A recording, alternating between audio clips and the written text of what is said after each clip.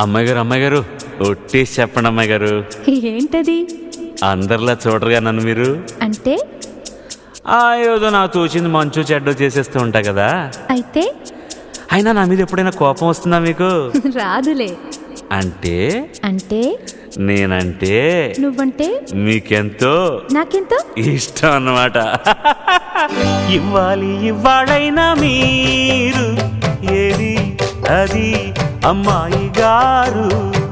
చెప్పాలి ఏం కావాలో మీరు ఏదో అది అబ్బాయి గారు. నన్నే మెచ్చారు, నేనే నచ్చానన్నారు. తీరా అది అంటే ఇంకా ఏమో ఆలోచిస్తారు.